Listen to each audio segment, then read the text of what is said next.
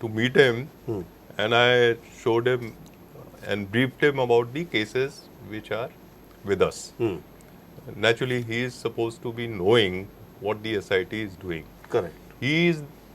Did not say anything. He said that you must carry on investigation, do it properly, and expedite your investigation so that there is, there is a faster redressal of grievances of so many this thing.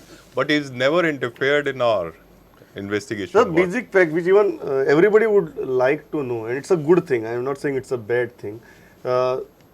SIT and Home Ministry now is in a mood to expedite these cases. It is almost 3.5 years. You want to take this to a logical conclusion very soon. Is that the focus now? No, yes. See, every case, our focus is to go case-wise. There may be some cases where more time would be required. But in some cases, we've already filed 5 charge sheets. Only two years, not 3.5 years. Correct. The cases have come to us only within with the SIT, they are for 2 years. Only for 2 years. Correct. And within those 2 years, we have filed 5 charge sheets. And we have arrested a number of accused persons, including the ex-director mining. Correct. We would be proceeding against others also, with the so-called higher-ups, as you are saying. Heavyweights. So wherever we get evidence, we will not hesitate to take action against those persons. The basic thing, because we are talking about the heavyweights and powerful people involved in this, the general impression was that there is too much pressure on the SIT not to touch the heavyweights. You can go with the smaller fish, but just delay any action or prosecution against the big fish. How much true is that, and whether you have encountered such kind of a pressure? I will very emphatically state out here that there has been no pressure whatsoever on the SIT. Okay. It has been given a free hand, and we have proceeded absolutely without any pressures. We don't need pressure because it is, we ourselves are, very particular that no accused should be spared. It's only a matter of time because you see the functioning of SIT is quite sensitive. And the aim is not to arrest first and collect evidence later. Aim is to bring proper evidence on record and then go in for arrests. So that has been the motto.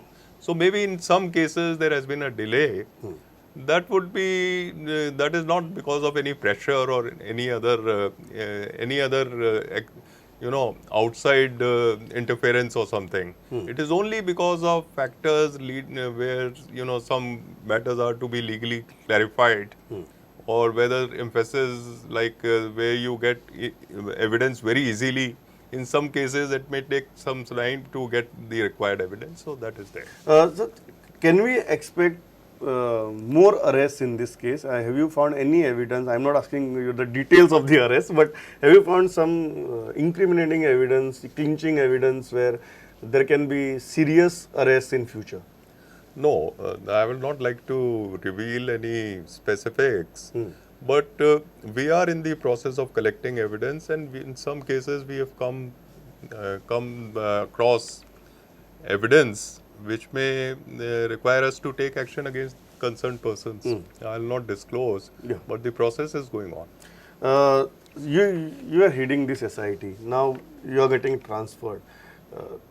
It's a major blow to the entire structure because you are heading it, you are giving it certain direction. You are looking into the day-to-day affairs of it, and then somebody else is going to take over. How are you looking at this transition? Because it's a very high-profile case. An entire election was fought on this case. So it's politically very sensitive. How are you looking at the transition? No, transition is going to be very smooth because we have had a system in our SIT whereby all directions which are given and all investigations carried out are, we are having a record of that. So the new officer, whoever comes, would find no difficulty in actually knowing or getting familiar with the earlier investigation and the line of action being taken. So on that count, be rest assured that will not make any difference. whoever the new officer comes will find it very convenient to continue with the work. Sir, there are many instances where made by the ex-chief minister, Raksha Mantri, they have been consistently speaking about many politicians being involved in mining business, may it be from previous government, may it be from this government, and there is a close nexus. It might be a good nexus or a bad nexus, but the mining industry and the political circles of Goa are intermingled. What did you encounter during your study, and what is your take on that? In what way? I mean, see, As far as the illegal mining cases are concerned, where Manohar Parrikar was on record saying that there are many politicians from the previous regime who are involved in it. no, the fact of their being involved in cases will of course be ascertained during the investigation. But it is a fact that Justice Shah Commission in its findings has named a large number of leases. Correct. And many of those leases were actually handled during the past regime. So, if the findings are corroborated during investigation, so they'll be liable. So, second issue, very crucial issue with that Justice Shah Commission and the third report of the Commission of Inquiry deals with, and that is the undervaluation of the ore and during the export. Yes. Are you looking into those aspects Yes. also, and what is the progress of that investigation? Because that's again a very complex in issue. some of the cases which we have done, and in fact one or two cases I remember where this undervaluation of this was iron ore was done, and wherever we have come across this or wherever we come across this in future, because we are actually seeking inputs from captain of ports, then other agencies such as customs, income tax, to give us, valuable information concerning a leaseholder which is under, our investigation. So all inputs which we receive are analyzed, and then a final view is taken. Is it a fact that this SIT is working very closely with Enforcement Directorate, because there is large number of money laundering also maybe possibly involved in this? Yes, we are in touch with the Enforcement Directorate. We have also interacted with the CBI counterparts in the state of Karnataka, in Andhra, wherever they have had vast experience in investigating such cases. So wherever we feel it is necessary to, seek some information from them, we have interacted with them.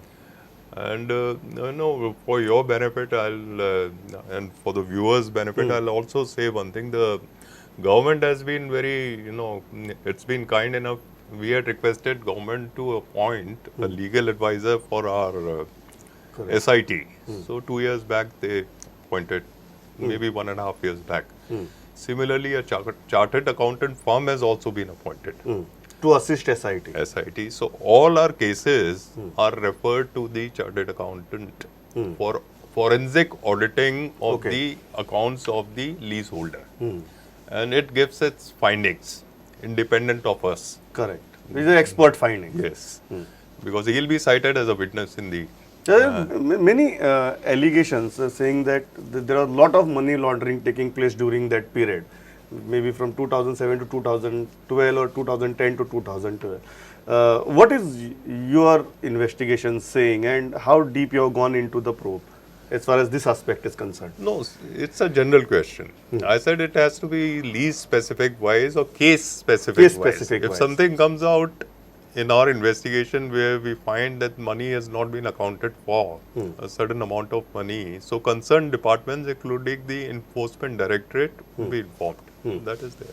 So, but one thing you are agreeing, because you cannot take a general industry view when you are investigating. No, you cannot. Because there are too many complex issues involved in it. And it has to be lead specific, it has to be and our investigation is done on basis of certain sections which are mentioned in the FIR. Correct.